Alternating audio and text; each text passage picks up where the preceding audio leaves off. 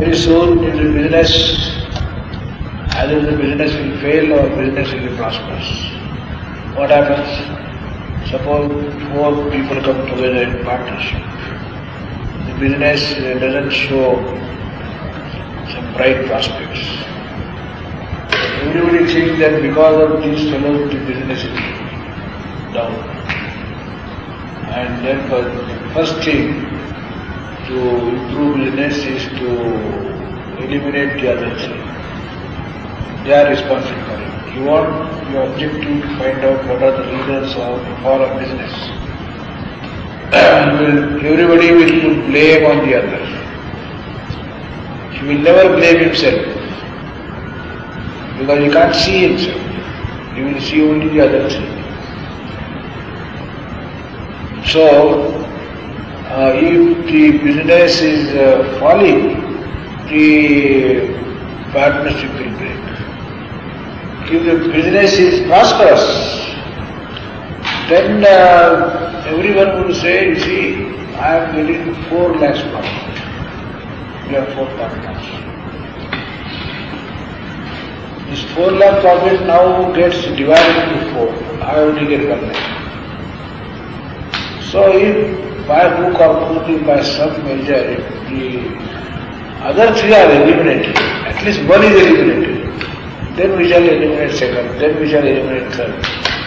But our prosperity will be assured to the extent we eliminate the other 3 one by one.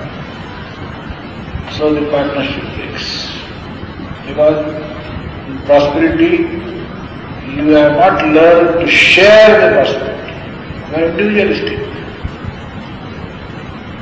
If 4 lakh is the profit, let him take 1 lakh, let him take 1 lakh. After all, they are all working together. So I should be content with 1 lakh. This 1 lakh also I would not have.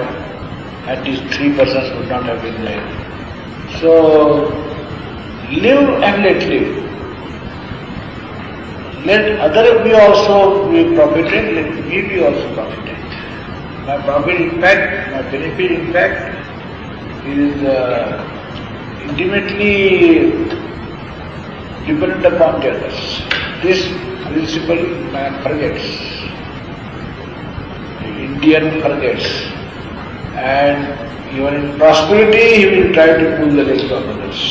And only business he will do in partnership is how to eliminate the others. All his brain that will not be applied in improving business. His brain will work only for this and how this man should be eliminated, what pretext he should make. So, whether in prosperity or whether in adversity, partnership also will break. We don't know how to do even business together.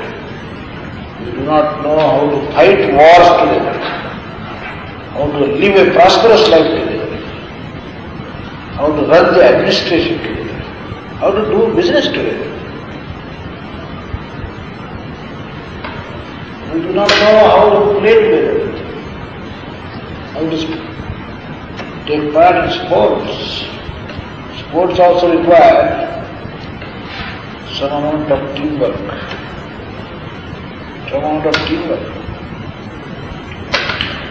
Suppose in a hockey team,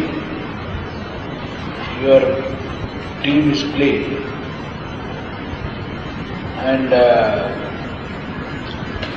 center forward in hockey team will take the ball and every person has been assigned some work. Actually a person who hits the goal, that work can be done only by some people who are asked or assigned work in the whole field. A goalkeeper of my team, he can't go and hit the goal. He has to remain at the goal to see that his goal is protected. He can't go. But suppose I have a feeling, I play, and the hitting the goal, that creed goes to some other people. I feel that all people see that he has done it. I have not done it, I should do it. And if I begin to take the ball myself up to the goal, I should not do it for anybody else. I will take it myself. Who is he to take? I will take. I will take. I will hit the ball. There can never be a good game. Good game of hockey and football. There the whole game revolves around passing on the ball. You pass on to the other who can do it better. He is the vantage point. You pass on your ball to him, he will pass on the ball to somebody else, he will pass on the ball to somebody else, and the final act of hitting the goal will be perhaps the person who is there. It will be to his credit. But the credit goes to the whole team and not to one person. So there also, if this individualism enters, why that person should hit the ball? I shall do it. That I will not leave the ball, I will not pass on the ball to him. I will myself try to. I may not succeed, but my ambition will be that I will pass on. I will take the ball, right up to the goal. So, even in sports you find, even in sports, the sportsman spirit is not there. That is why in Olympic and in all these games, they cannot organize sports. The dissensions begin from the time the teams are formed. Leave aside the play. Even when the teams are formed, who is to play against Australia? Who is to play against England? Who is to play against New Zealand? Which team is to go? Who is to be included? From there itself, dissensions begin. Who is the right player? Who is the efficient player? That is not consideration. Consideration is not different. You cannot play together. You cannot fight against the enemy. You cannot run the administration. You see the conditions of our public works. You cannot run even a library. You cannot run even a school. You cannot run even a dispensary. You cannot run even a municipality. You see the municipalities, township committees, municipalities, public places, public libraries, public dispensaries. You see the conditions. Wherever people come together, they cannot exhibit, manifest collective work. And that is why people legitimately say that we Indians are not cut for any collective work. We are very much individualistic. Jealousy. If in our team somebody works nicely, we don't appreciate. First thing that comes into your mind is jealousy. Somebody's progress, your mind doesn't get joy. You are so that people are appreciating him and nobody is talking about him. Yes. These are the things that hit you first. If anybody has put up a building, I started his business and within 5 years, 10 years he would have his own house. He started with rented house and put up his own shop, his own building. People will not appreciate it well. This man has shown a very great industrious person. He has done this, he has done that. Within 5 years, he took on his own legs. He started with loan. He has discharged all the loan. He has now purchased property. He has built his own house. He has got one shop here, another shop there. See how swiftly he has progressed. So, instead of appreciation, his neighbors, his friends even would like to be jealous of him. How could he make this? Why I am here?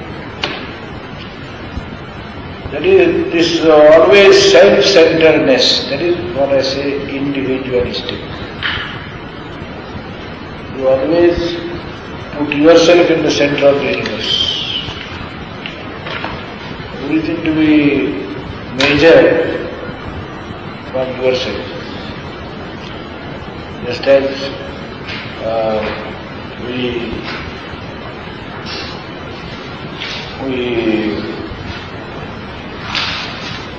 say in 1920, in 800 BC, in 2000 AD, this is the landmark, the Christian calendar. After Christ, before Christ. So no Christ and no Vikramaditya, no affair. After me and before me. Myself is center of the universe. You measure distances from me. How far he has gone ahead, I am here. How far he has gone ahead, how far somebody is behind me and how far somebody is behind me. Begin from yourself. That is individualistic bent of it. So this is what people say, that you are all individualistic, Indians. Therefore, nothing great can be achieved by Indians. Even they say your music, see your music, all individualistic. See the Western music, all collective. All collective. Your music is also individualistic. Your dance also is individualistic. You dance individualistically, you sing individualistically, and all actions you do in individualistic manner. The philosophy also is like that. Philosophy also you again start with aham brahmasmi. Start with yourself. You are all, your philosophy also, when you soar high, you cannot forget yourself. Even in philosophy you make yourself the center of the universe. So, whether all the arguments are valid or not, but one has to accept it. When you see the happenings all around, then you see that there is some truth in this. At least it appears to be so.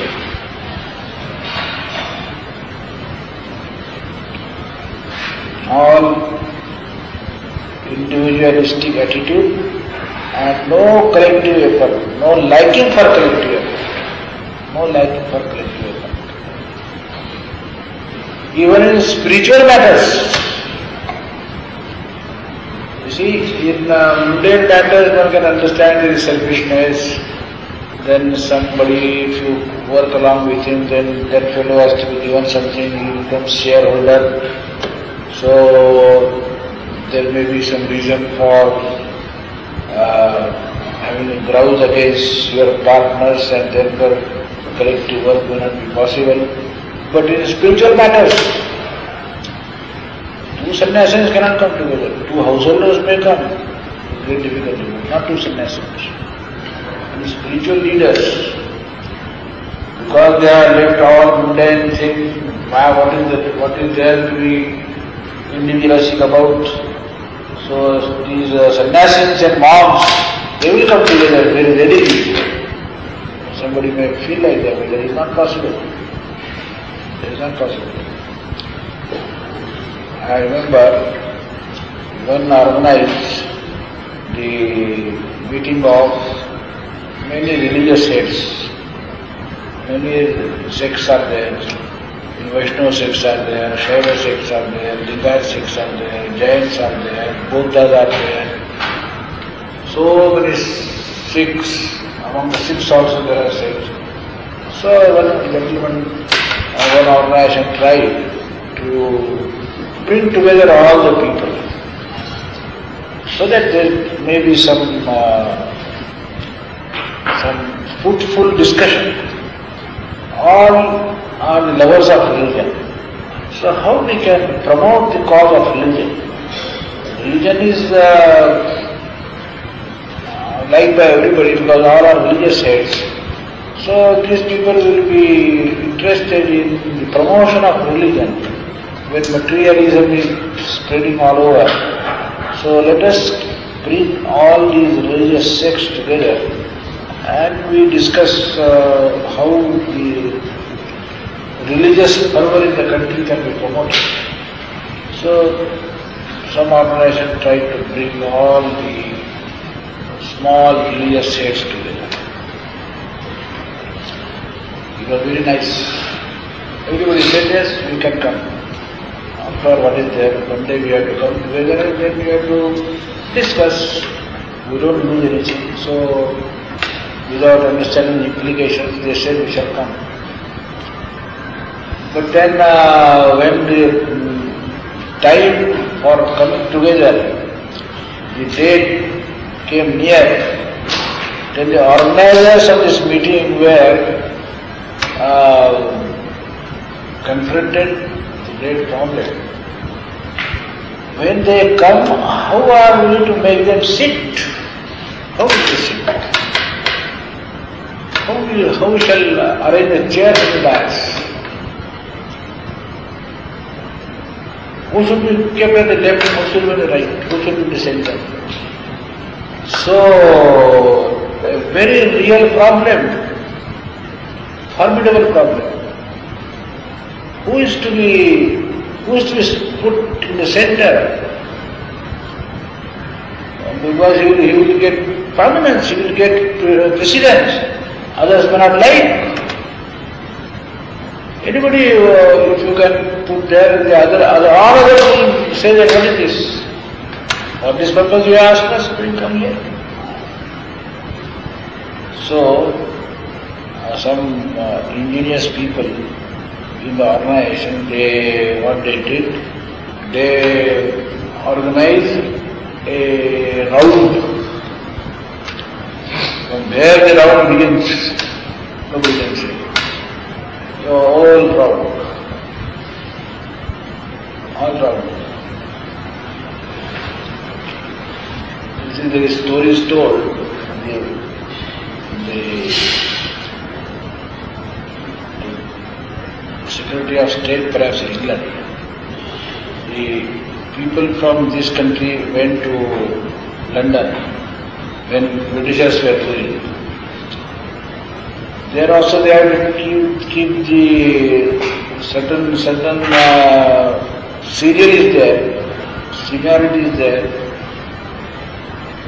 According to their measuring rod, whereas India may come second and this Patiala may come first, Maharaja Patiala, India, Nepal, Bhutan, this Rajasthan, the Mewar, then the Kolhapur and the Holkar.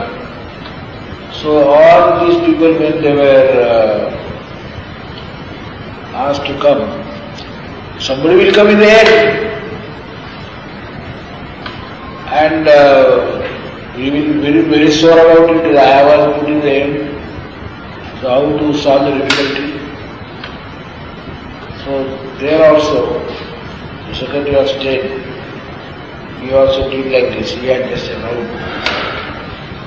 And the Secretary of State, because he was the first, so when he had all the people put according to the serial, the last man came on the right hand of the Secretary of State.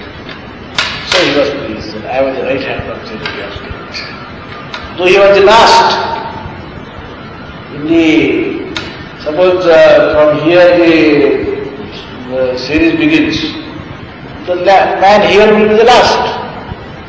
So he should not feel that he is last, so there should be no distance. All should be very near each other. So the person, the Secretary of State sitting here, so he could console him, after all you are my right hand. You are just on the right hand. So, to the childish length, people have the considerations and people cannot work together. People cannot work together. Even spiritual heads cannot work together. One once had a discussion with him, a very informal discussion. So I said, yes, if some people can come together, then we can do this, we can do that. No, don't do it. Don't do it. Don't do this mistake of bringing the sannyasis together. I said, why are you so much afraid? He said, you see, you must remember that we are all Advaitins. Not two, but one. Advaita, no two. Mind. We are all Advaitins. And we never try to bring two together. Ekameva dvitiyam. Ekameva dvitiyam. So, whether they are politicians, whether they are sportsmen, whether they are businessmen, whether they are public workers, or whether they are spiritual leaders, we find that they cannot work together. At least in our country, it is a general experience of the people. Not that people do not come together. People come together, of course, they have to come together. What is the incentive for coming together that if we cannot unite? Why should people come together? We see many people come together. Big rallies are there, big organizations are formed, all India organizations are, political organizations are formed. And big sessions, political meetings and all that. Why should people come together then if they are not prepared to work together? There is a reason for it.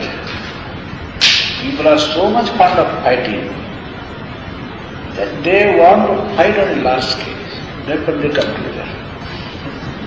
If we are only 10 people, then there is no charm in fighting. But then if only 10 people fight, we can't fight on all India scale. If we had all India party, if possible world party, then we can fight on a very grand scale.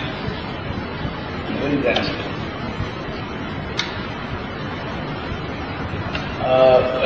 Perhaps it was Mr. Paul,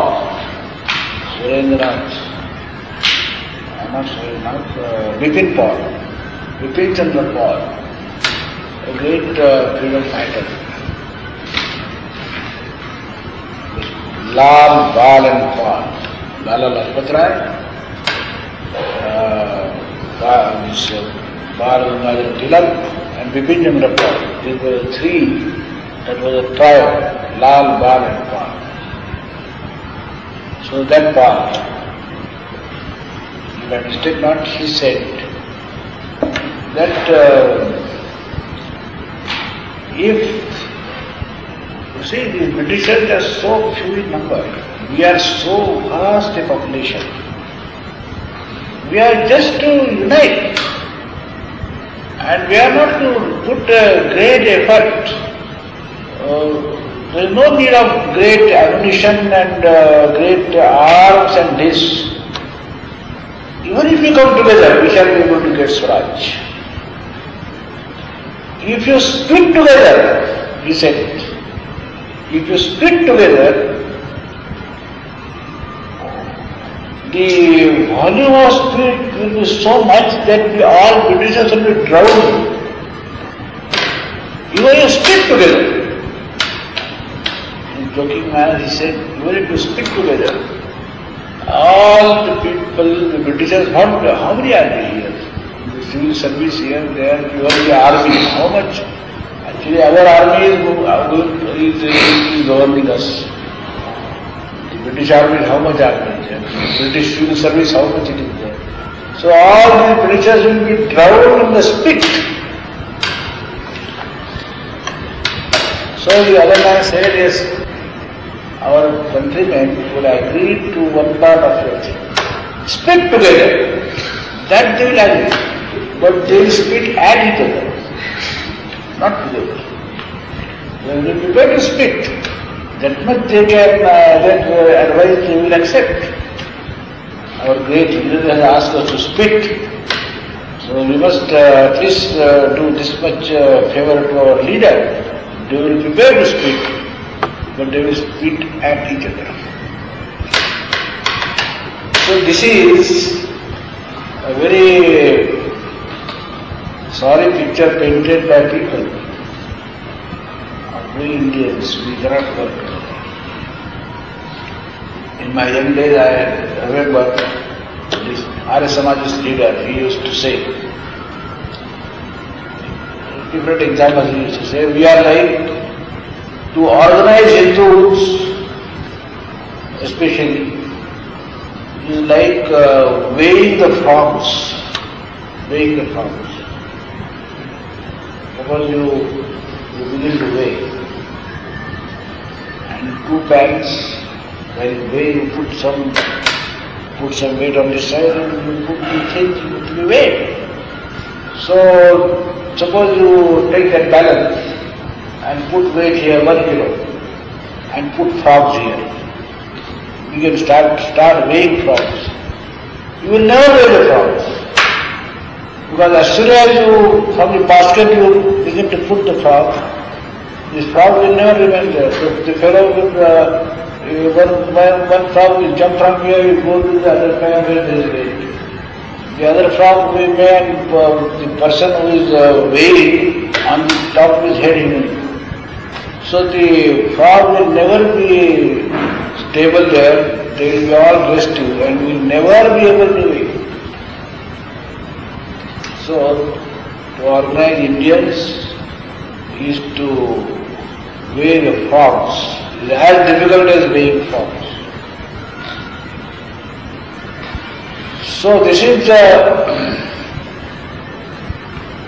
what the people say about us. Now we have taken the path of karma, we have taken the path of action, we have taken the path of work.